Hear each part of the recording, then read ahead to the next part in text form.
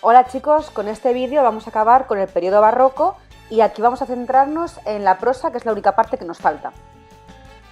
Durante el siglo XVII hubo como tres grandes grupos de obras que destacaron principalmente. Por un lado, la novela picaresca, mucho más cruda y descarnada que el Lazarillo. Por otro lado, la prosa satírica, que presentaba la realidad mediante la burla y la deformación grotesca. Y por último, la prosa de carácter doctrinal, que pretendía transmitir una enseñanza y que tenía un fondo filosófico. Así pues, una vez vista la clasificación de las obras, vamos a hablar de los principales autores.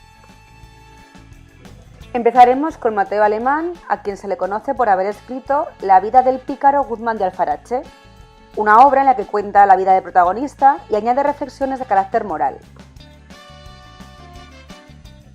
Otro autor de la prosa barroca es Vicente Espinel, quien escribió la obra Vida del escudero Marcos de Obregón.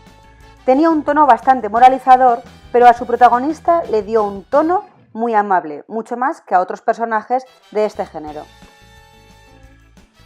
Vamos a continuar con Quevedo, al que ya todos conocéis, y lo primero que diremos es que su obra en prosa se divide en tres grupos.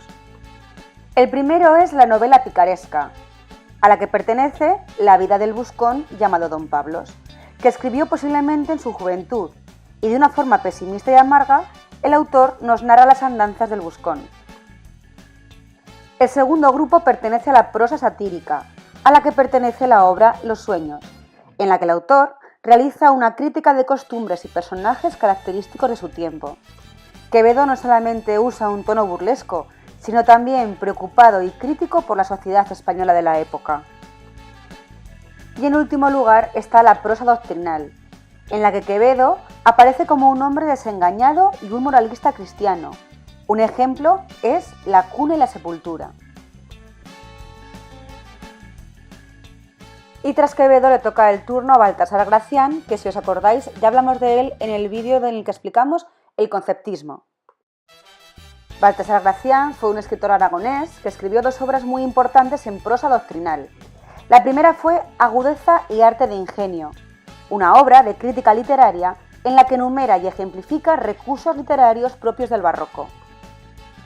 La segunda obra es El criticón, una novela doctrinal sobre la vida humana. Como en los autores del momento, en esta obra aparece la visión desengañada del mundo y del hombre.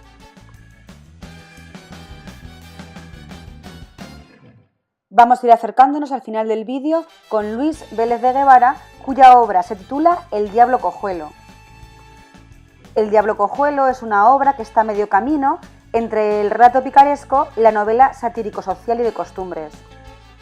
Una obra divertida con un lenguaje en el que abunda el ingenio y los recursos barrocos y llena de sátira y de crítica de la época.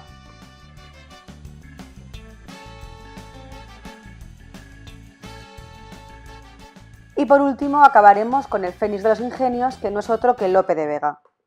Obras suyas son, por ejemplo, La Arcadia, una novela pastoril que narra los amores del duque de Alba.